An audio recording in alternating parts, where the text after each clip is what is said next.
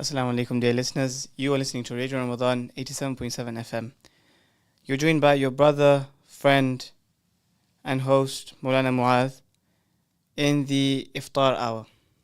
Now, the purpose of this iftar hour is so that we can connect with the final word of Allah subhanahu wa ta'ala and we can truly benefit from this blessed book.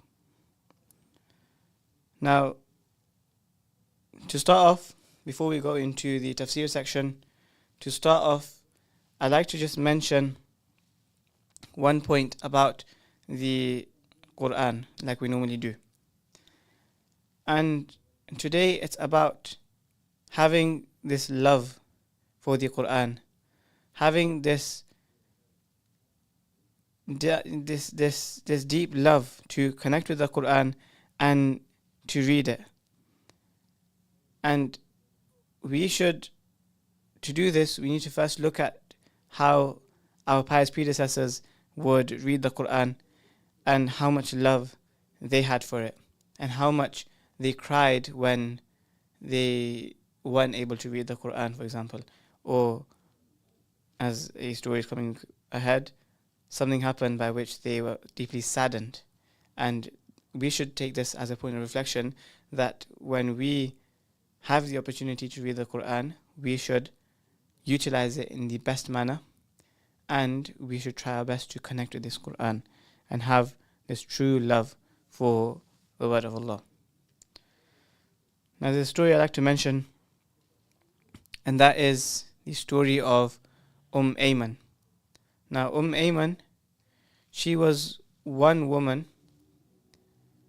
in Nabi Sallallahu Alaihi Wasallam's life that was there from when he was born all the way till after he passed away and after he met with Allah Ta'ala.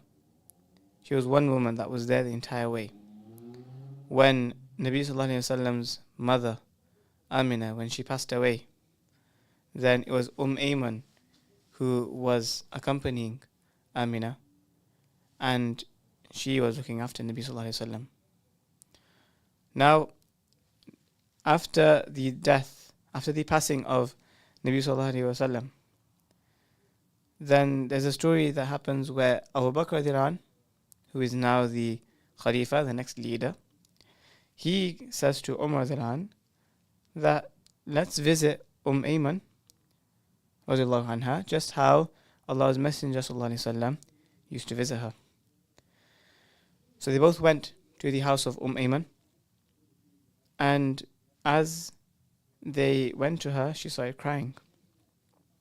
So Abu Bakr and Umar, they started to wonder and they asked her that, what's making you cry?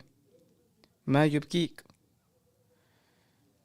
And then they also said that what is there with Allah, what is in store for Nabi Sallallahu Alaihi Wasallam, is better than this life. Ma indallah khayrun li rasulihi sallallahu alaihi wasallam. So she said that, yes, I agree. And I don't weep, I don't cry because I'm ignorant of the fact that what is in store for Allah's Messenger sallallahu alaihi wasallam is, meaning in the next world, is better than the dunya. I'm not crying about that. Why am I crying? ولكن أبكي أن الوحي قد انقطع من السماء. But I weep because the revelation which came from the heaven has ceased to come. This revelation that began 23 years ago when Nabi Sallallahu Alaihi Wasallam had reached the age of 40. And on many occasions, Nabi Sallallahu Alaihi Wasallam would get this revelation, he would get this wahi. Now, after Nabi Sallallahu Alaihi Wasallam's passing, this revelation, this link from us to Allah, this rope, this revelation has now stopped. And that is why she is crying. And it was such that that actually moved Abu Bakr and Umar to tears as well. And they started to cry alongside her. They started to weep along with her. What's the purpose of mentioning this? Is that look at how eager Ayman was for the Quran. That she was crying that now the Quran is no longer being revealed. It has stopped being revealed. Yes, the Quran is here, but now revelation and the barakah at the time of revelation, it has stopped. Now whatever is of the Quran that has been revealed, that is what we have to hold on to, of course, and that is enough for her entire life. But she was eager for the revelation. She loved when something would be revealed from Allah, this message that would be revealed from Allah. And she looked forward to it, and now it has stopped. Another example of the love that the pious predecessors had for the Quran, and how much they would ask Allah about the Quran as well. There was a pious person called Rabi'a bin Zurara, and he would stand in the latter portion of the night for salah. He would do dua, and he would also pray Quran in his salah. And he would lengthen his sujood, and he would humbly make dua to Allah Ta'ala, and he would cry to Allah Ta'ala. Now, when he became old, then there was a separate place, like an elevated place, that they had made for him, on which he would pray salah and he would do sajda. And in sajda, he would pray to Allah Ta'ala. Now imagine he's spending his life in the obedience of Allah, praying tahajjud, praying this night prayer, praying the Quran, reading the Quran in it. Despite all of this, he is making dua to Allah Ta'ala in sajda. Oh Allah, don't take the Quran away from me. Why did they make this dua? Because they had this eagerness, this want and desire to constantly be connected with the word of Allah. And they knew that their success in this life and the next is only by reading the Quran and connecting to it. So we should also make this dua, dear listeners. We should ask Allah Ta'ala. And we mentioned yesterday, what was the dua we mentioned yesterday? Allahumma ja'al al-Qur'an rabi'a qalbi wa nura sadri wa jala'a huzni wa dhahaba ghammi. That, oh Allah, make the Quran the spring of my heart, rabi'a qalbi wa nura sadri, and the light of my chest, wa jala'a huzni, the banisher of my sadness, wa dhahaba hammi, and the reliever of my distress. This Quran, my dear respected listeners, isn't just like any other book. It's not an ordinary book, but it is the ever-living revelation and word of Allah. And the Quran is something which, if we hold on to it, it will also benefit us. It will be our friend when we are in the grave and on the day of judgment as well. And there are multiple ahadith which mention this. For example, the one who recites Surah Al-Mulk every night. And this is something that I've seen, well, we have tafasir of Surah Al-Mulk taking place in different masajid. And because there are 30 ayat in Surah Al-Mulk, then a lot of people have this Surah Al-Mulk challenge where they recite and they reflect and memorize one ayah a day. So by the end of Ramadan, all 30 ayat of Surah Al-Mulk are memorized. And this is something we can do. It's not too late. It's the half of Ramadan has gone. We can still start now. We can carry on after Ramadan. The purpose isn't that we limit our ibadah and our worship and our devotional acts to this month only. The purpose is that we start something in Ramadan and then we carry on after it and we be consistent with it. Consistency is key. So, someone who recites Surah Al-Mulk every night, then he will be protected from the punishment of the grave. and the various hadith how this will happen. The purpose is that the Quran will help you in the grave on the Day of Judgment. On the opposite hand, if someone learns the Quran but then forgets it or doesn't act on the Quran, what will happen to that person? There's a hadith in which Nabi Sallallahu Alaihi Wasallam, he had a dream. In that dream, he was accompanied by two angels, and they took him on to different places, and he witnessed different things. And this was a sort of like a mi'raj, but in the dream. Of course, we have the asal mi'raj, the real mi'raj, the ascension that happened whilst the Nabi Sallallahu Alaihi Wasallam was awake, or his body, like physically, spiritually, mentally, he had this mi'raj. But there are also other ascensions which happened in Nabi Sallallahu Alaihi Wasallam's sleep. And on this occasion, one of these stories, one of the people that they passed by, was a person who was being punished. How was he being punished? He was put on his back. Another person would take a boulder and drop it on his head and crush his head. Then, when the boulder would be lifted, the head would be reformed. It would go back to its original state, and then the boulder would crush the head again, and that would happen constantly. And Nabi Sallallahu Alaihi Wasallam asked about such a person, and he asked that why is he getting punished like this? And the angel said that it was because Allah Ta'ala gave him the Quran, but he slept on the Quran, he didn't read it, he didn't act upon it, he forgot it, and this will be his punishment until Qiyamah. So it's very important, my dear respected listeners.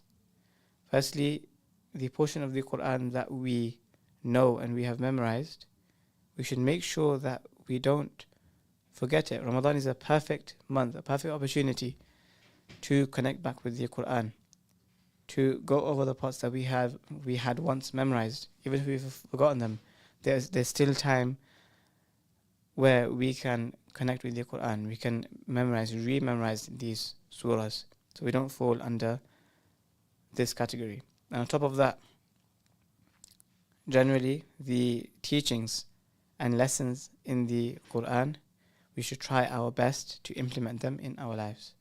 The Quran is telling us to pray salah, we should pray salah. The Quran tells us to give zakah, we should be annually giving our zakah. The Quran tells us to fast, we should be fasting. The Quran tells us how to behave in a society, to respect one's parents, to not talk back at elders, to not raise our voices in front of ulama. These lessons in the Quran should be acted upon. And one form of nisyan, of forgetfulness, that has been mentioned even in the Quran, is not just forgetting the ayah, but not acting upon the ayah. That also falls under the word nisyan, which generally means forgetting. Because if you forget something, you're not gonna end up doing it. Another example is of a person called Khabbab, and he once told Farwa bin Nawfal, one of the Tabi'un, that gain closeness to Allah as much as you can. Taqarrab ila Allah mastada'at.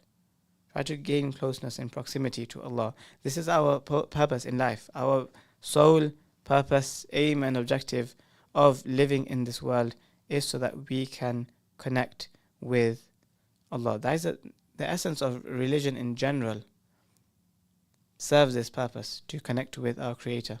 That's why the word religion, if you look at the etymology, it is split into two words. Which like words like repeat, to do it again. And legion comes from the word legio, Like you have ligament. Ligament is something which joins two muscles or bones together. So ligio means to join, and religion means to rejoin your connection with God. That's the purpose of religion.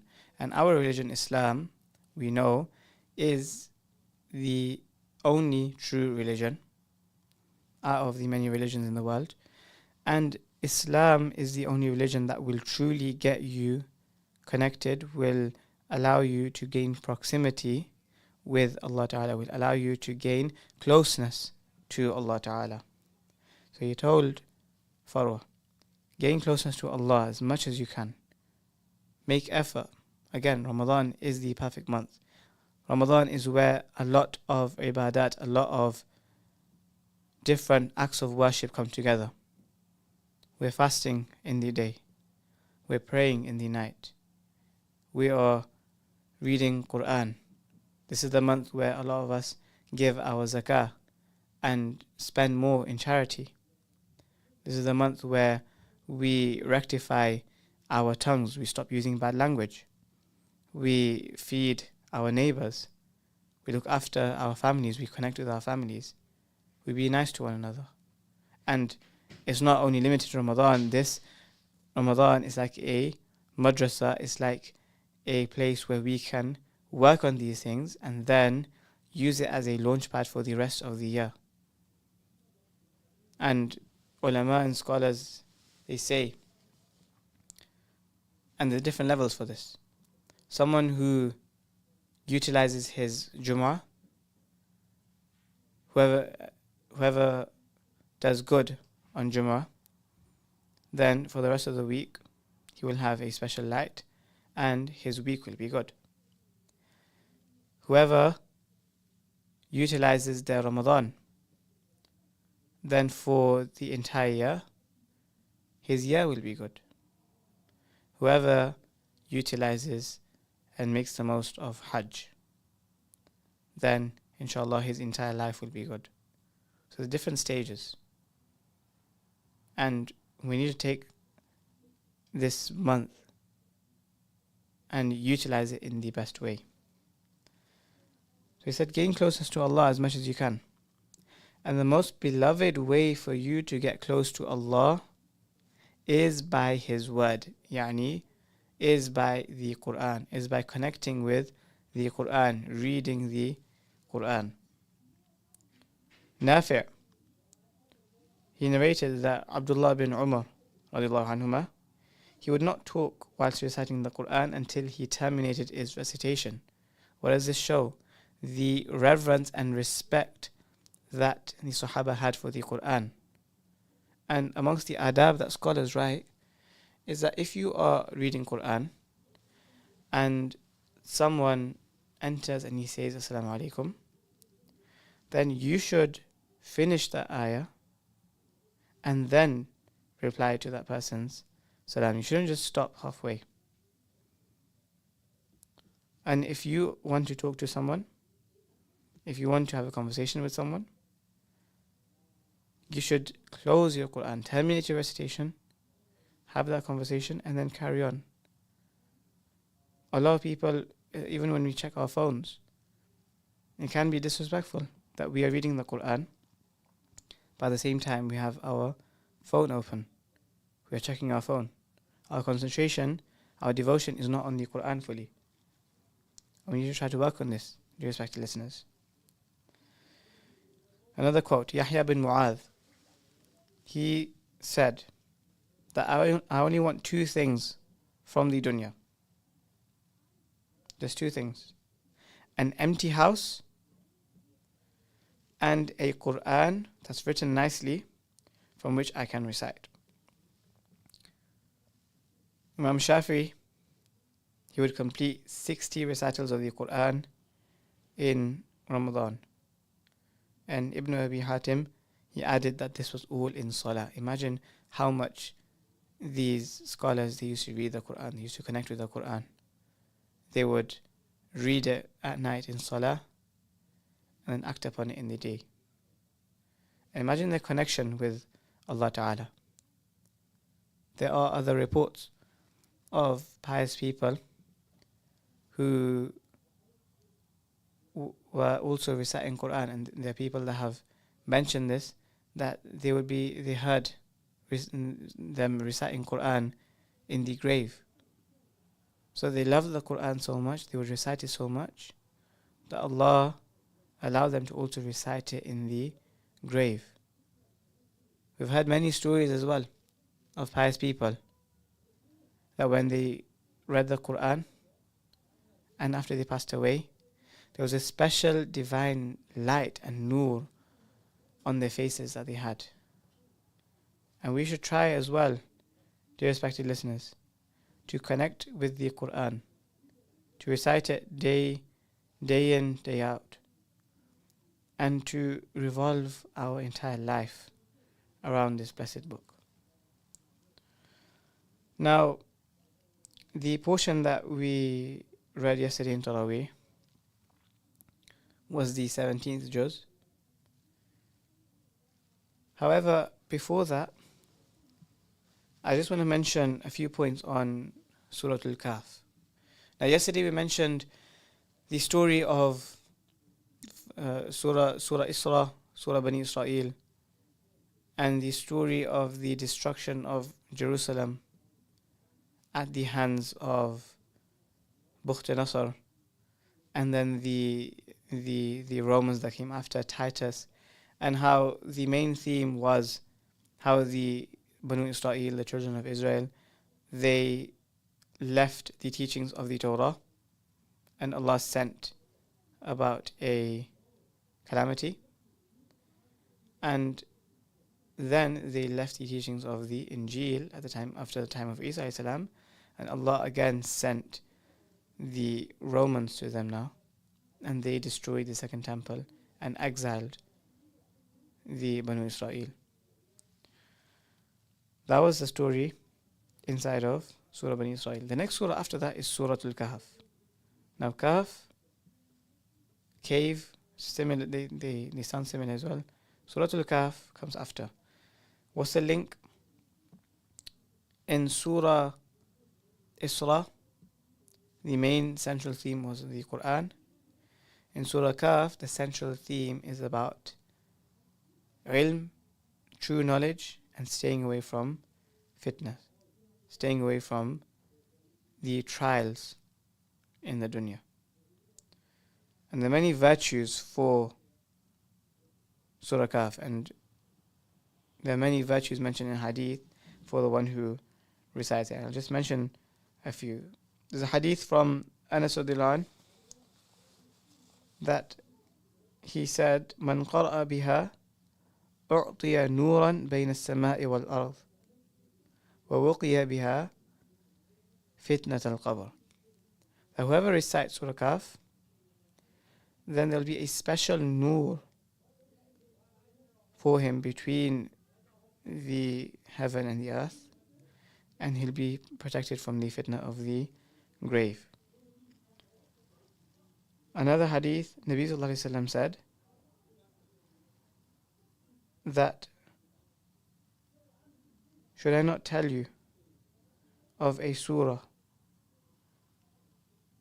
that 70,000 angels they fill the sky and the earth, and they surround the one who recites it, and they enlighten and illuminate the one who recites it. So the Sahaba, they asked, of course, tell us, O Rasulullah sallallahu alaihi wasallam.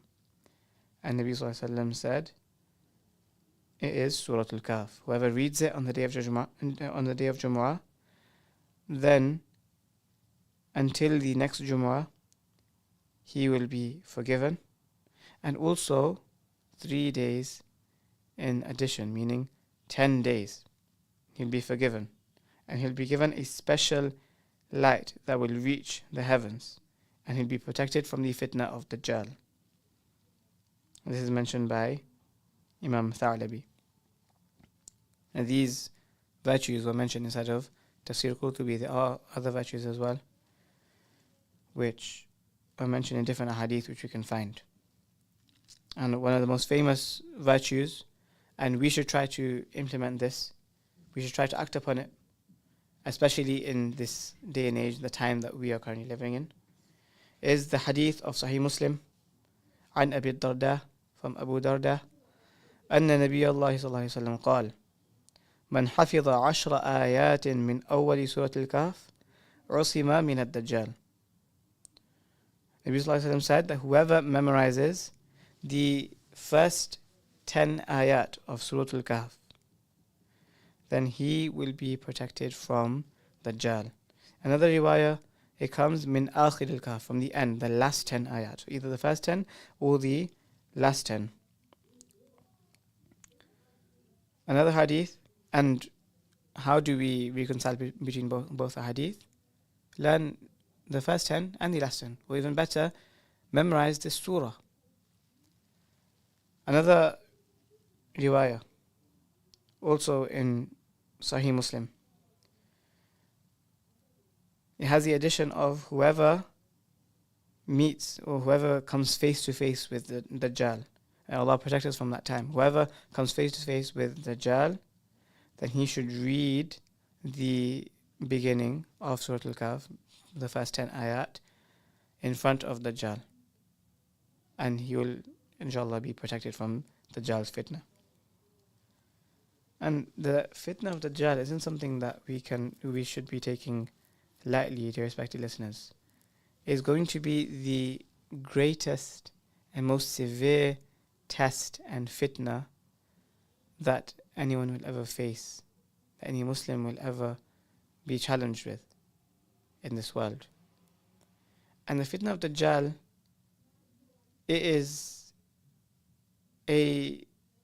it gathers many different fitan, many different trials and tests that we may see in the world.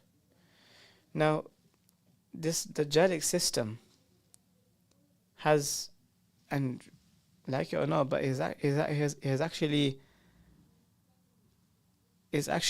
already here, and we don't even know it.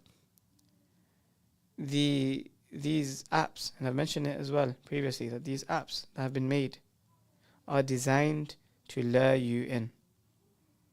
These Instagrams, TikToks, Snapchats, all these social medias where someone can be drawn in and someone can spend hours without realizing, and they're glued onto their screens. We have a Dajjal in our pocket, and we have to make sure that we don't get trapped in these Dajjalic traps, by which we waste our time, by which we go on things that we're not supposed to and get sin through this. If we can't stay away from these small traps, and how are we going to stay away from the traps that Dajjal will place? It won't be easy at that time. The Muslims that will be living at that time, they'll be tested very severely. What's happening in Gaza right now with lack of resources, lack of food, do you think we will be able to live in those situations? Because eventually the whole world, what's happening in Gaza and Sudan and all these places, it will happen to the entire Muslim world.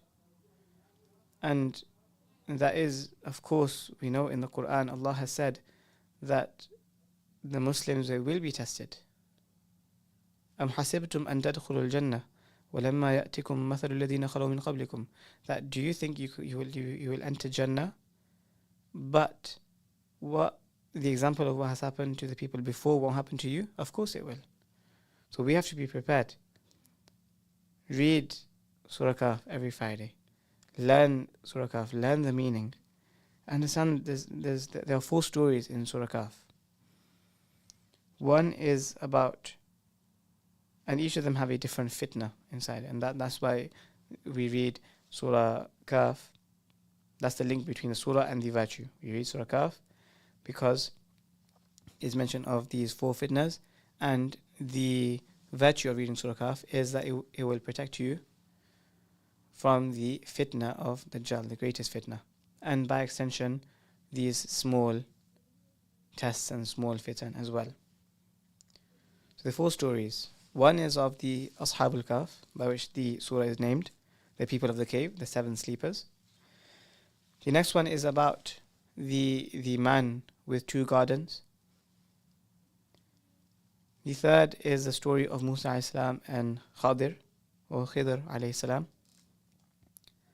And the fourth is about Dhul Qarnayn. The first story, Ashabul Kahf, has inside of it a story about the fitna of Iman, the test of Iman. Briefly, the story takes place around the 230s, the 3rd century after Isa salam's ascent to the heavens. And there was a ruler at that time called Decius, Decius, or Decius. And actually, there was actually a video, and it was showing, and this is quite a nice link that you can see. It was showing that it had who was the Antichrist, according to the Christians, who was the Antichrist of each era. And in the 3rd century, they actually called this guy, Decius, who was the Roman emperor, they called him the Antichrist. And subhanAllah, the story is revolving around this Antichrist, and if you read this surah, then you'll be protected from the Antichrist to come, Dajjal. It's a nice link between the story and the virtue. So he was the ruler, he was a Roman emperor. He ruled somewhere near Syria and Armenia, around that area. There are different opinions of where the cave was. Some say in Turkey, some say in Jordan. And he was a Roman, and that time, before the Emperor Constantine, the Romans, they would worship idols.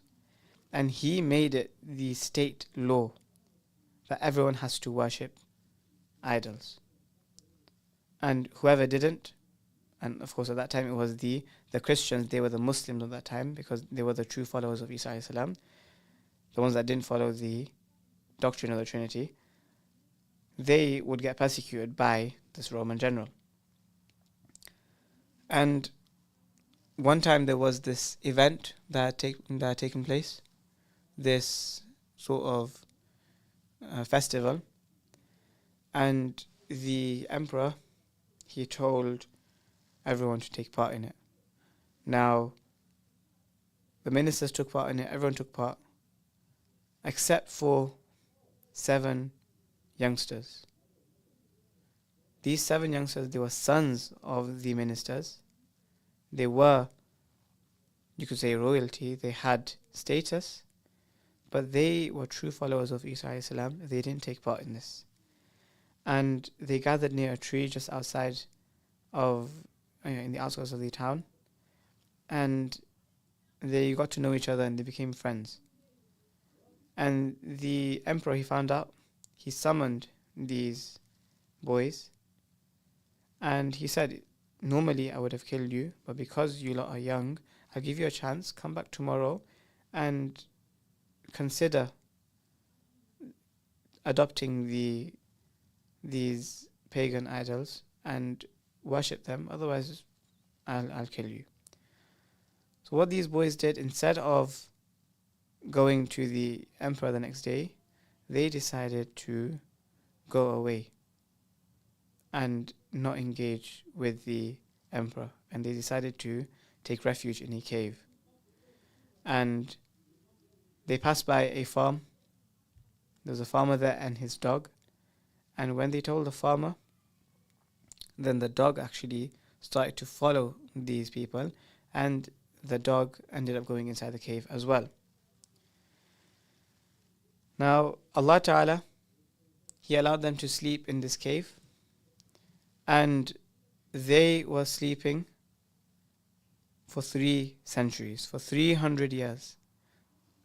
And many miracles happened, many karamat happened during this time, which I mentioned in Surah Al-Kahf, which we can read about. Allah Ta'ala closed off and shut their ears, so they weren't disturbed by any sounds that were made. The sun would pass over them. It wouldn't shine on them. so they weren't affected by the heat of the sun. It seemed like they were awake, so that if someone was to look at them, they would get this fear. So their eyes were open and they were sleeping with their eyes open. Allah also made them, as they were sleeping, Allah made them turn as well, so that they weren't in one position for the entire 300 years. And the dog was at the mouth of the cave as protection. When they woke up, they thought it had only been a day or half a day. And they were hungry, so one of them told the other that take this coin and go into the city and find some good food. Even though they were hungry, he still emphasized, as mentioned in the Quran, he emphasized to make sure the food is pure and is halal.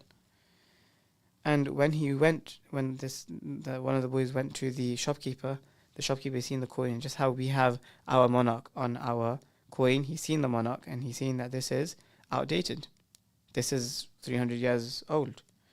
And he thought that boy was a grave robber. So he sent him to the authorities, and he told him the story, and they were confused that who are these people. They went back to the cave and they found that all of them had passed away, and Allah Ta'ala had saved them. And that emperor was a nice one. Now he had adopted Christianity, he was good to them, and he decided to build a masjid, a place of worship, in their place. That is the general story of the sleepers, the 7 sleepers, the people of the cave. And there are many lessons that we can derive from this.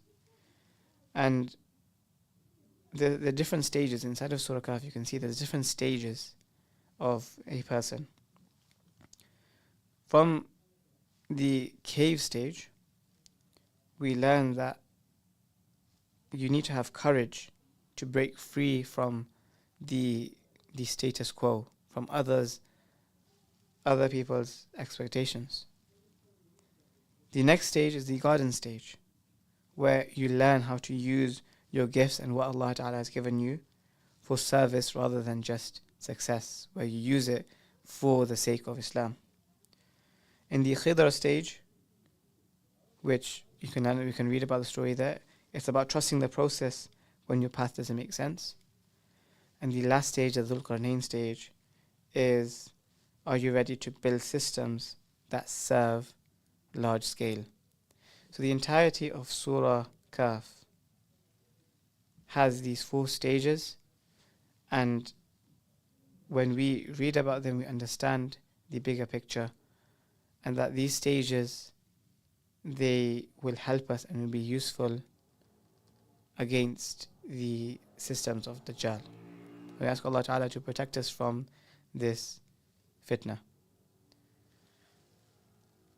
The other stories you can also mention, we can also read through them, inshallah, like the story of the rich man with the garden, the story of Musa alayhi salam and Khidr, and the story of Dhul Qarnayn. We can read about these stories ourselves as well. Ask Allah Ta'ala that He allows us to benefit from this and protect us from the fitna of Dajjal. Jazakallah, this has been your host, Molana Muaaz. Assalamu alaikum wa rahmatullahi wa barakatuh.